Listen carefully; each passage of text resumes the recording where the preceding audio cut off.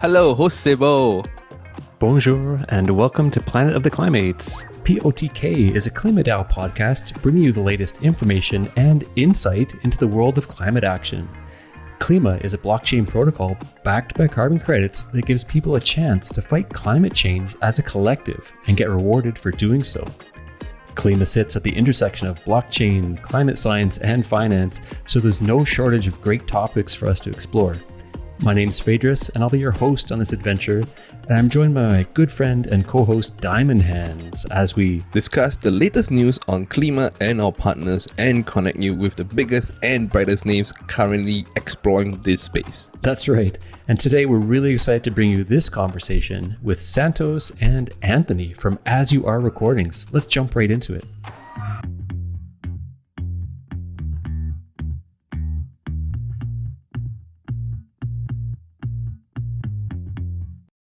So Santos and Anthony from As You Are Recordings join us for this Planet of the Climates conversation.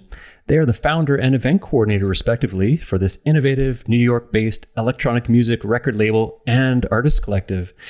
As You Are is also one of our latest Klima Infinity partners. We're going to take some time definitely to dive into what this project and partnership are all about, but maybe, just to get us started, Anthony, why don't you tell us a little bit about you, your background, professional, entrepreneurial, whatever led you to joining As You Are? Gotta say, you have a very soothing, very soothing introduction voice, dude. Good to hear. So let's compliment you first before I have to talk about myself.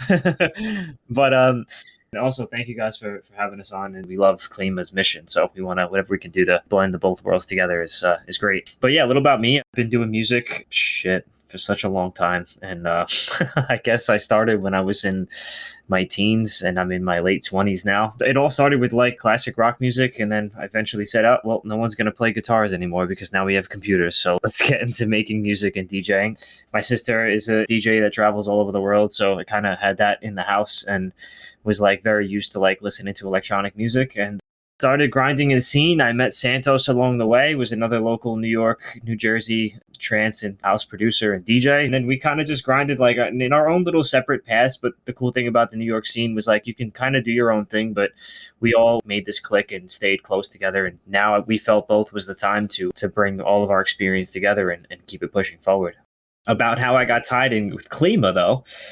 So one of your guys, Jason, so him and I met on Xbox about 15 years ago, man. We just kept in touch all this time. At the end of every day, just signing in on Xbox and keeping in touch and just playing all the new games together. So obviously now we're adults and we have to make adult decisions. And his was to go chase crypto full force. And he told me, he's like, hey, man, I'm getting into the Klima. You should get into it and like take a look at it. I got into it, man. And what you guys are doing is insane. You're making it so easy to help the environment with even not having to do anything different. So it's really cool. So my idea was to shoot this out and like, hey, we're opening up a record label. Why not do it with, making it climate positive and pushing that whole initiative in our events? That's awesome. We'll definitely dive into the collaboration. Like we want to spend some time and really, get into the details on that one too. But yeah, Santos, maybe before we go into that, how about your own little personal journey? Yeah, gladly. So I've been making music since I was like 19 or so. I'm now 31, so over a decade in the industry, and started doing record label A&Ring. And one of the first record labels that I ran was a little independent label called Amped Artists, and that's how I met Anthony. He sent me one of his demos. We signed the track, and it's kind of unreal to think about because, like you said, you all kind of go your own separate way. You do your own thing, and you end up working together in some capacity down the line. I've done some touring. I've played some music festivals that are massive, like EDC and Tomorrowland and stuff, and running a independent record label for Future Sound of Egypt, which was doing really well. And then coming back to As You Are, I wanted to start like a new thing where I had a little bit more control over the product again. So I was talking to Anthony and telling him like, hey, I want to start this new record label and just kind of bring in all my friends that I used to work with and let's do our own thing again. And we were out at a show, I think it was like at Analog in Brooklyn, which is a, awesome club. So we're like chatting about it, and I was like, I really want to experiment with like crypto and stuff, like NFTs and all these things. And Anthony was like, dude, I know, like one of my friends is doing this Klima thing, and we should really talk about that. And once I realized that we were like really on the same page, I think that's when As You Are started really come together as like an actual formal idea, because I realized we all just wanted to explore this new space as artists, and there's so much interesting things happening in crypto where it's like, aside from the crypto market, there's just so many interesting projects that are pushing technology forward in a new way. I mean, we're from the music industry, and it's like these legacy systems are just kind of like broken, and there's not a lot of innovation. So when you see something like Klima happening, it's mind-blowing, and you realize like how much just potential good for the world that you can do. So yeah, that was when we, started bringing together the record label, and we kept in touch about the Klima thing. And now things are, they're coming together, we're collaborating, and it's just really exciting, man. You guys trying to be kind of like unique compared to other record labels or collectives itself. Like, what's innovative about your approach? Maybe you can dive a bit deeper on that. So like for me, I think catering As You Are is a platform for the artist. So we're skewing royalty rates towards the artist. I'm giving them the ability to produce merchandise through the record label that they get most of the profits from. The old models are kind of broken, and I realized over like the pandemic that the only way to make money is to sell merchandise and play shows, and then shows went out the window. So like artists just started doing stuff like Twitch and everything, and so all these vehicles became like busted in a way where the legacy systems don't really work for the artists anymore. And that's where like things like crypto and NFTs became like such an important role in how an artist develops. I mean, you could run a Patreon, for instance, or whatever, but doing an NFT and having that unlock content, for instance, is just, I think, so much more promising. Like, I went to a Cascade show in New York where the ticket was an NFT, and then if you held certain NFTs, it was like you got certain perks, and it was mind-blowing. That was like what would usually be one-to-one artist to fan Patreon kind of thing, that you don't get like a collective thing. It's just so much cooler to do that, and it introduces to this broken system a secondary market, which has been gone since vinyl.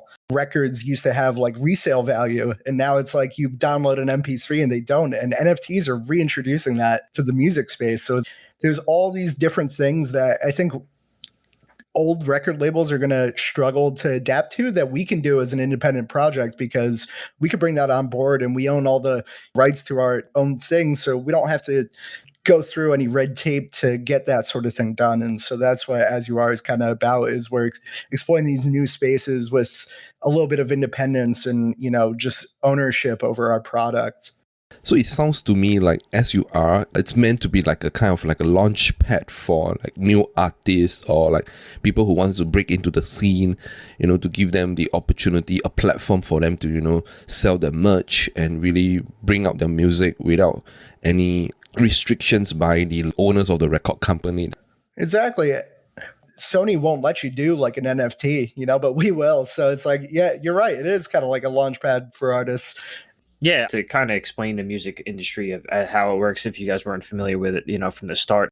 It really is just a grimy business. Like Santos said, it really favors to the owners of the labels. Yeah, you can sign a record with them, but to get there, you have to pass through levels of clickiness and like this high tier of not being on these people's levels. Like it's just the way that they treat these new guys. They make it very hard to get to where you want to be. Yeah, it's super predatory. Like when you do finally get there, you realize, wow, they're taking, 70% of royalties, and my manager is taking another 25% off the top of that. So by the time it gets down to you realize that you really shot yourself in the foot financially, and you end up learning really fast that the industry is not there to help you.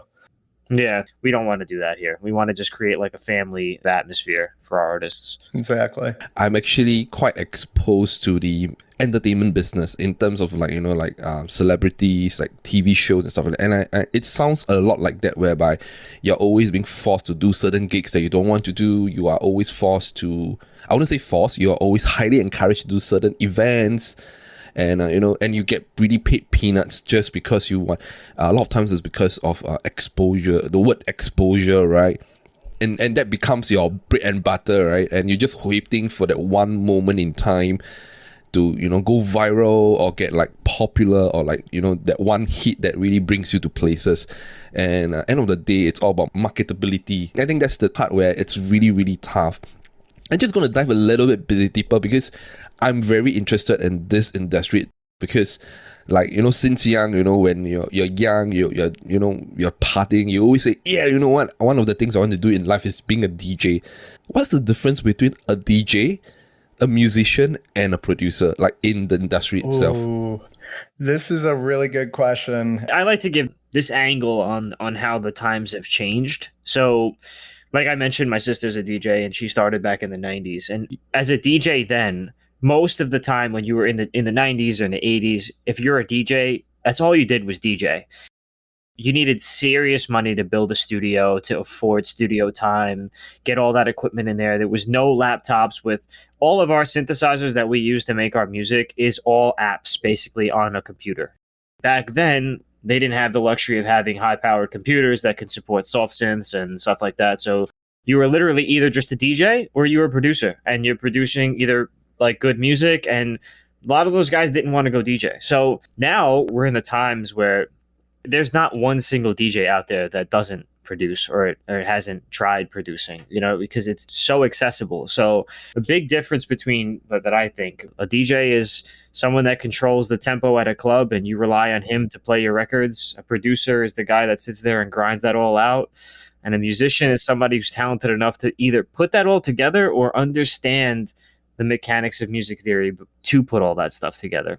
But the craziest thing, dude, is that right now you could be the best musician, the best producer, and the best DJ in the world. But if you cannot market yourself, dude, it sucks, because those guys won't get the light of day. You have to seriously put time into marketability nowadays. That's the thing, is the age of just the DJ is non-existent now, right? If you want to be a DJ, you also have to produce or hire a ghost producer, and you have to run a record label, and you have to be a social media management guru and run an email list and a podcast and a blog. And it's like the age of just being one thing is so far behind us.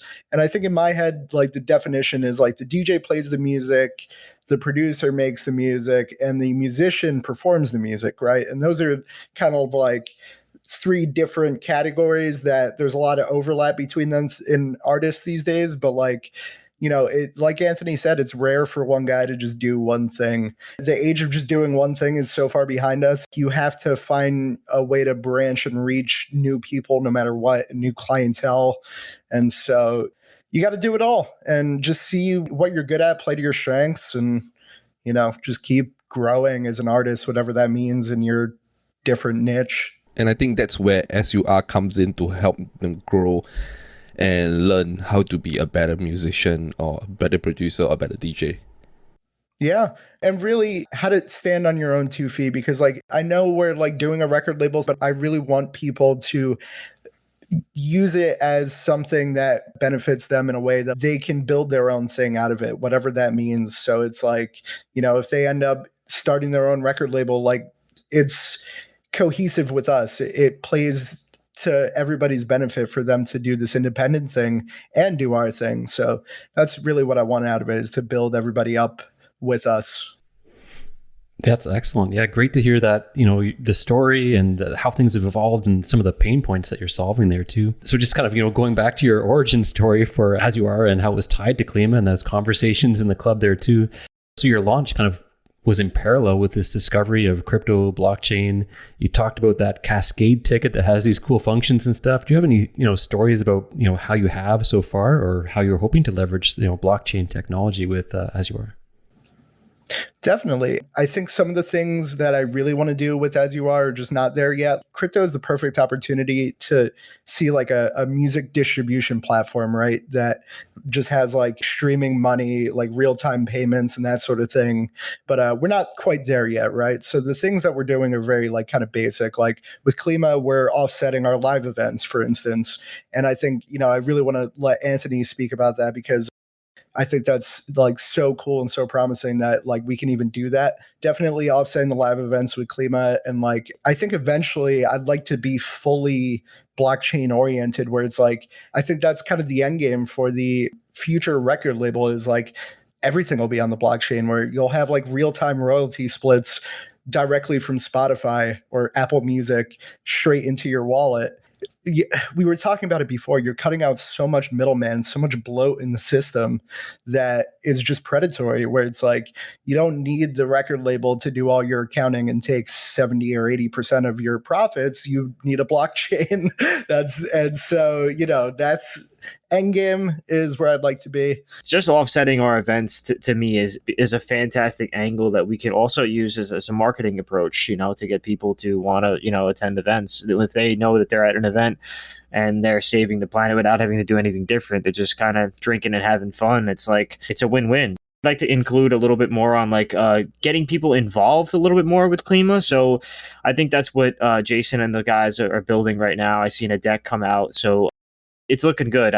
We're trying to figure out a way that we could have the patrons, use their ticket as an NFT or something like that. But right now we're running into a wall where we're seeing that, how many people in that crowd is going to have a Web3 wallet? How do we get them to get one real fast? And we're trying to find that easy solution where we can have, as soon as everybody gets a Web3 wallet, like, it's like the age of the credit card and cash, right? Everybody had cash on them, then credit cards came out. Now everybody has a credit card. And now Venmo came out. Nobody was using Venmo. Now everybody has Venmo. So it's going to get to a point where Web3 is like everybody's going to have a MetaMask, or everybody's going to have something in their pocket that's, able to just accept different forms of currency. And I feel like once we break through and hit that stage, kind of like what Santos is saying, once we get to that level, then this is just going to change forever, it's going to be changing for the better. Yeah, that's awesome. And it's great to hear that, that alignment there too, where I think we're, both tackling that democratization and cutting out the middleman and making things as efficient and scaling up that action as much as possible. So yeah, you talked about your offsetting with Klima. So why don't we dive into that just a little bit more too? So what are the events that you are hosting, and how are you going about calculating the footprint per event, or is it per attendee, or what's going into that? We used the calculator that you guys had shown us, and it was per attendee, but we had to calculate it based on the capacity of the venue and based on the average energy consumption of a night out at the club, essentially, which is a 6-hour event times the capacity. For our first event, we had the luxury of having all of our DJs. They were local DJs. They were all in New York. So we didn't really have to calculate for airplane travel. And we figured that most of our crowd, since it was a Brooklyn event, was going to be a Brooklyn-based or New York-based crowd. So we just add a little bit on top for that. And I felt like that it was more of an estimating thing for that, but we do have a few more events on the way. I have one that we're planning.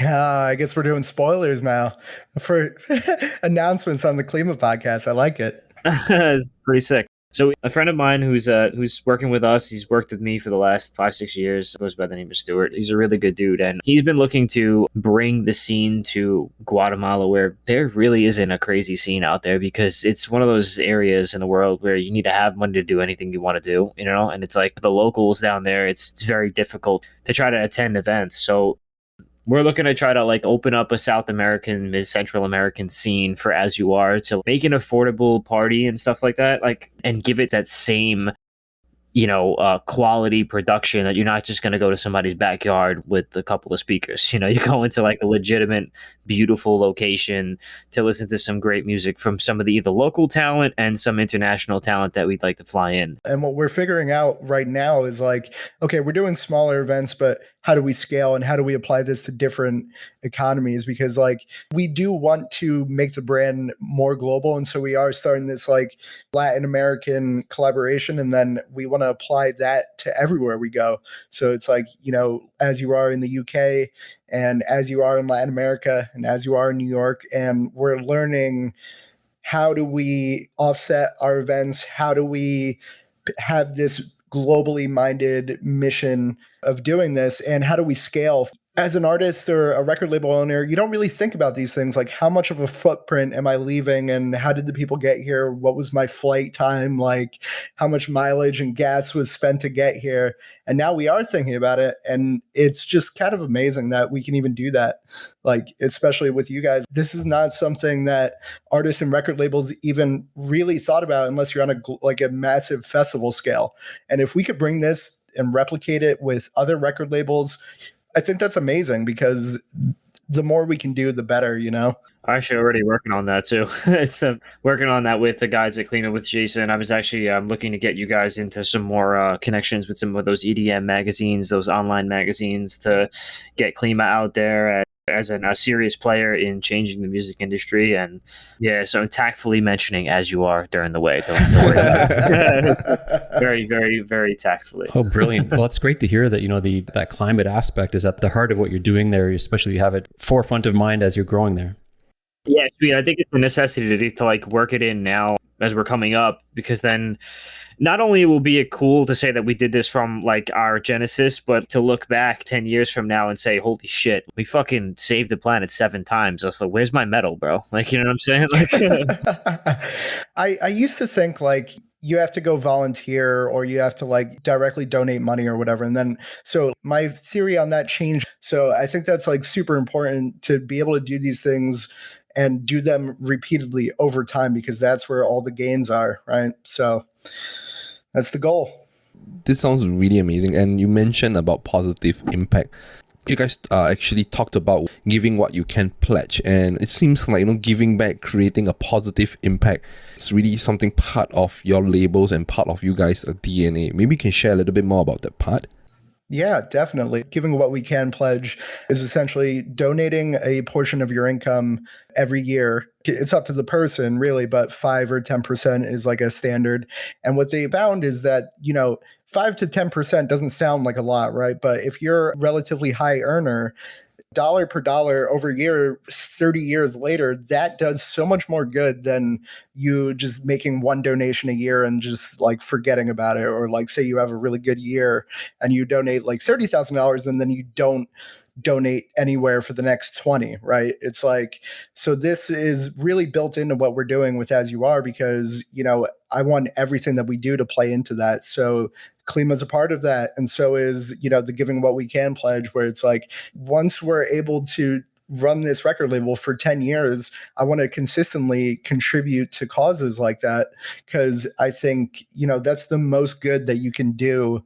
And I also realized that like, artists really do want to give back, but they don't know how to tie it into their events or whatever. So it's like we're bringing together like a little framework that we can use and export, pass it around to people, Yeah. It's so difficult. Like you said, I've always thought I've had to put up like exponential amounts of money to try to give back to the environment. But whereas you guys are making it so easy. And now there is a call to arms for it. Like I work with Monster Cat, signed some records to that label, and they're a huge global conglomerate. They're in video games, they're in movies, they're all over the place. And just recently we started chatting with them, and some of their DJs they're getting pressured by some fans who are asking them, hey, like you're traveling from this country to this country and all over the world to do shows on your tours and stuff like that. And fans will ask like, hey, what are you guys doing? Towards Monster Cat and towards the artists, like, what are you guys doing to like benefit the environment, ensure that like all of your travel and stuff like that isn't negatively affecting the environment? Like some of these guys and their agents really don't have any answer. They just don't know what to do. Like, so I think the more exposure Klima gets, I think it'll just benefit artists and understanding like, oh, well, there's my solution right there. I'll just offset my travels on my way out and I'll, verify that on the blockchain and share that with all my fans. Well, that's brilliant. Definitely. Yeah. Thank you, Santos and Anthony there. I think we've kind of covered so many of the questions they were hoping to, and you did drop some kind of, you gave our listeners the scoop there ahead of time with the Guatemala and As You Are, Europe or South America. Is there anything else that's, around the corner on the radar for you that you've got coming up? Oh, we have a lot of really good music coming out from like Vintage Morelli and Echo and Clyde the Sky, Blue Gazer, guys on like Monster Cat and Juna Beats. And, so just keep an eye out for those releases. We have those events coming up in August. So if you're in the New York area, definitely come through, check them out. And we're launching a couple different things like a talk podcast and, just launching new merchandise for artists and doing everything that we can. So check us out. ayarecordings.com. Oh, super, super, super early in the stages, but January 6th, we're looking to do something out in Mexico. And I'm not going to say much more, but it's going to be this will be one of the big ones. Yeah, more spoilers. But no, yeah, I mean, great music to come out soon. Like everything that I'm hearing from these guys is just quality stuff. And then I think that's another thing about our label is that we just want to keep pushing out quality while giving that chance to those guys that do produce that quality, but for some reason is not good enough for the rest of the music industry. It just sucks, dude. But definitely keep an eye out for whatever we're doing. It's going to be fun. And we're so proud to have Klima in tow. We're like doing everything that we're doing at the same time. Yeah, thank you guys. Thank you guys for having us on this show. And thank you guys for everything that you've done with Klima. It's really amazing to just even be here in this room and even be like working on these things with you guys and being able to offset our events. And I'm really looking forward to everything that we do together. Yeah, that's beautiful. And so great to have you on board with Klima here too, with Klima Infinity. And I really enjoyed the conversation here today. So I'm going to self-promote. Why not? Because it was the first release on the record label. I'm talking about. I'll do my track Learning to Love, which is it's dedicated to my mom who passed away over COVID. So we launched the record label with it. And so thanks again, guys. And this is my track Learning to Love. Enjoy.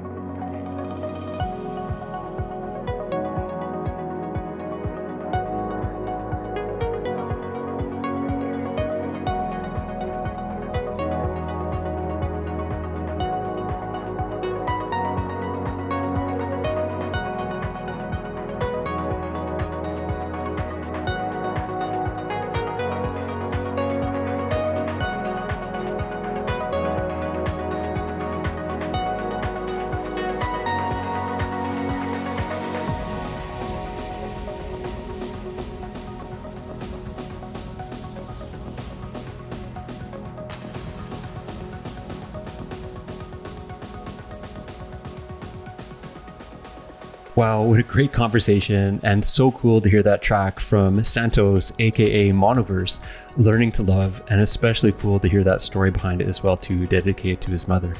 It was really great to chat with both Santos and Anthony and learn more about, not just their musical backgrounds, but also the history and motivations for As You Are and how they're shaking up the music industry and their motivations for joining Klima Infinity.